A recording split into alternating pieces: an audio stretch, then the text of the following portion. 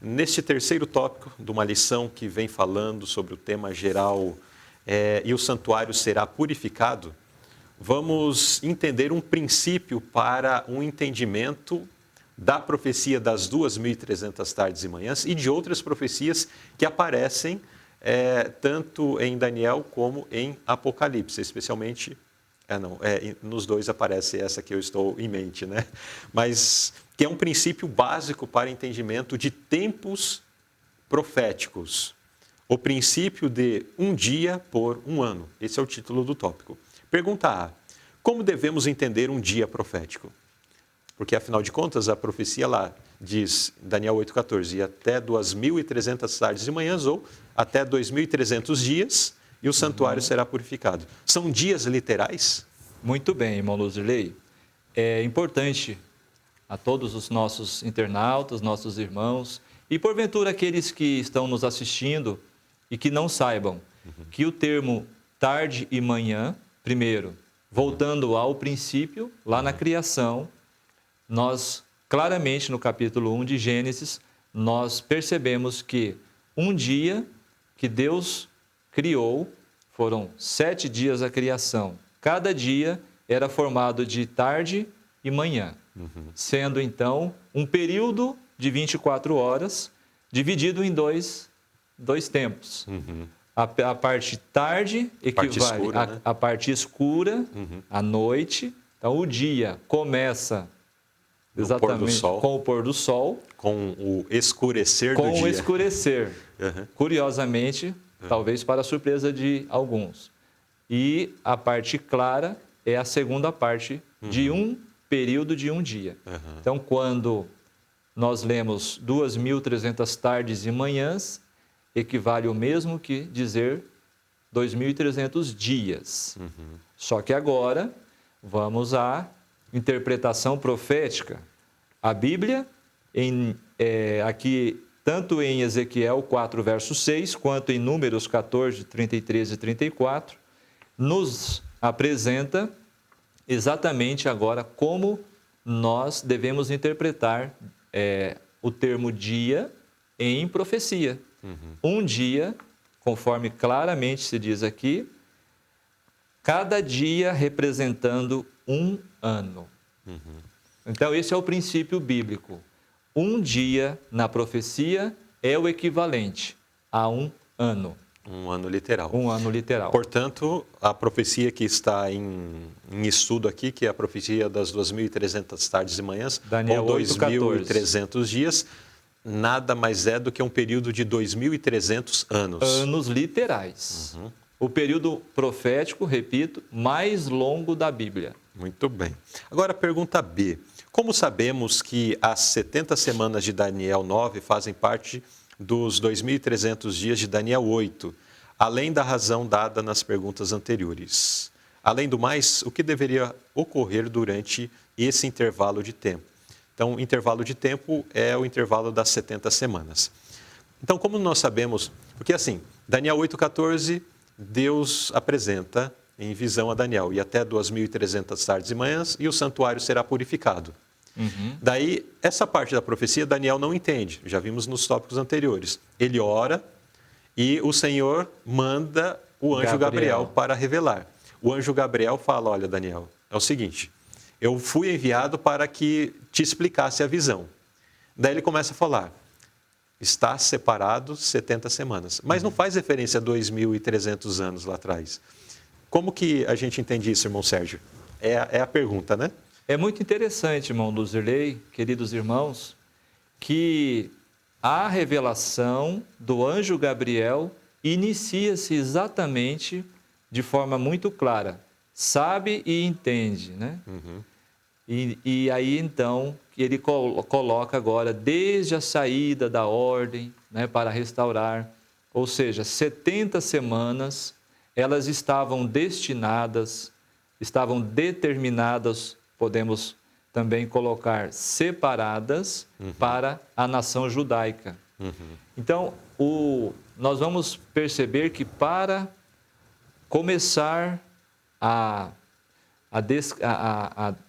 ali a descrever e também a explicar essa visão das 2.300 tardes e manhãs que nós já vimos, que são anos, o anjo coloca 70 semanas como fazendo parte desse grande período.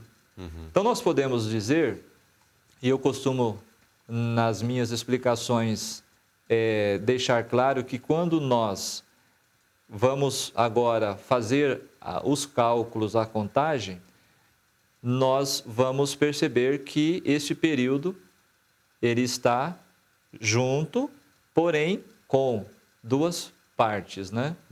70 semanas, é muito claro, estão separadas para o seu povo.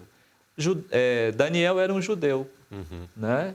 E estava então ali claramente colocado que havia um período especial para a nação judaica.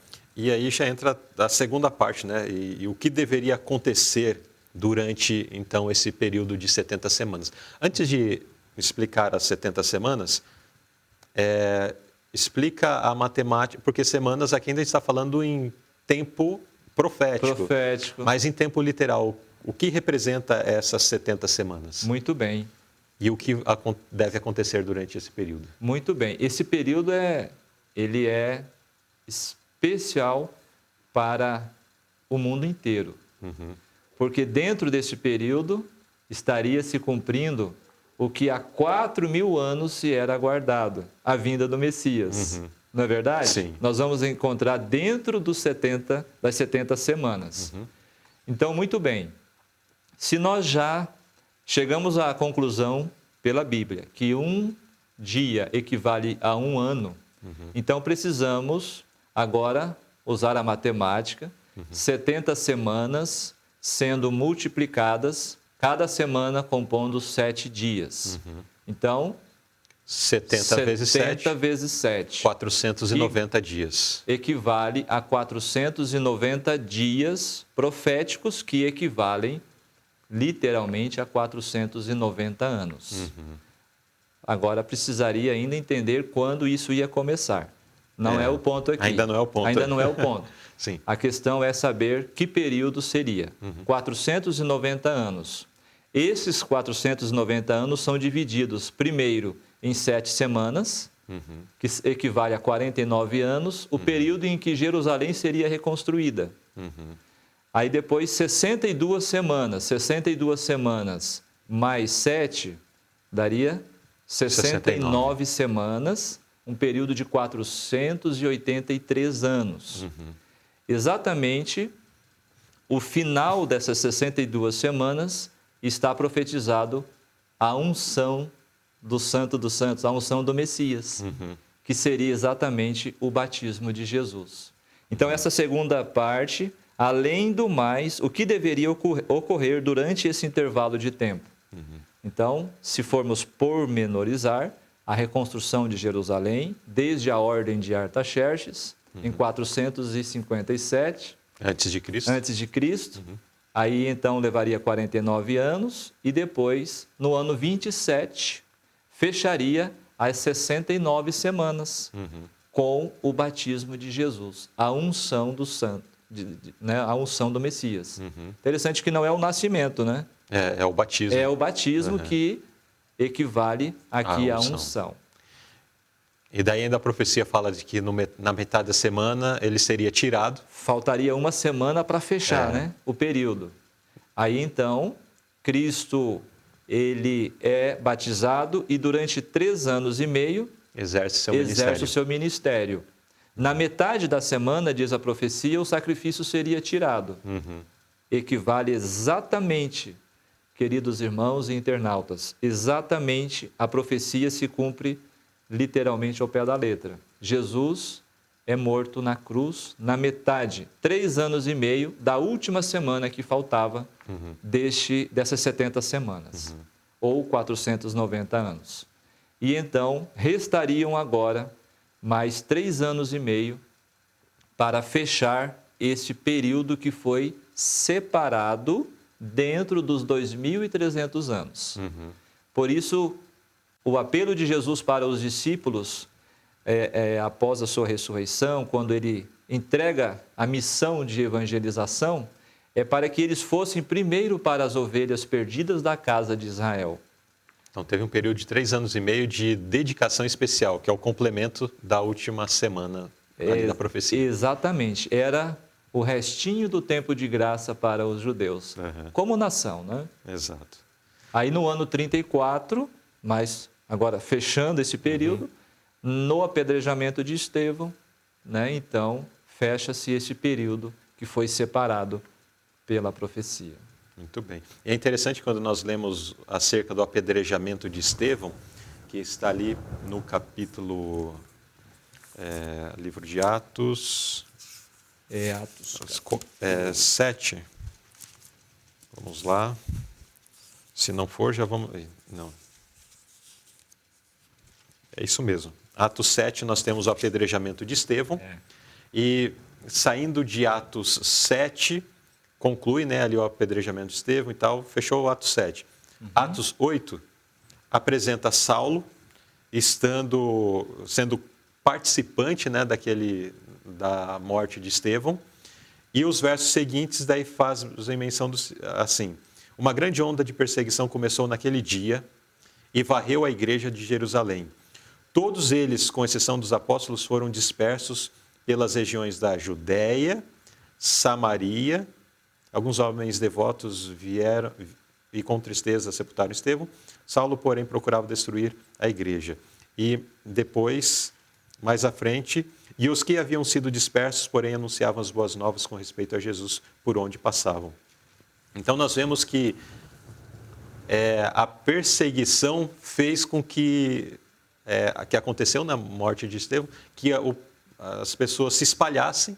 Exatamente. E saíssem do território, até mesmo dos judeus, e começassem a ir a outras terras, outros povos, anunciando o evangelho como uma consequência natural da perseguição e um cumprimento exato da profecia. Exatamente. Que dizia, então, que o período especial para o povo judeu se encerraria ali em 34 da nossa era, e que foi com o apedrejamento de Estevão. E a partir daí, por conta da perseguição, eles vão anunciar o evangelho a todo mundo, fundam igrejas em todos os lugares. Exatamente. A profecia é exata, é maravilhosa, É muito bonito quando a gente estuda isso daqui e consegue perceber, né, a vontade de Deus, aquilo que Deus havia predito, se cumprindo com exatidão. Costumo dizer, quando a gente vê isso, nos enche de esperança em relação às profecias que ainda estão por se cumprirem, né? Se foram tão exatas até agora, as que estão pela frente vão se cumprir. E a grande profecia que temos pela frente é o retorno de Jesus, a qual tanto nós almejamos. Muito bem, então nesse terceiro tópico aprendemos um pouco mais a como entender aí aquele período de 2.300 dias, que na verdade são 2.300 anos literais.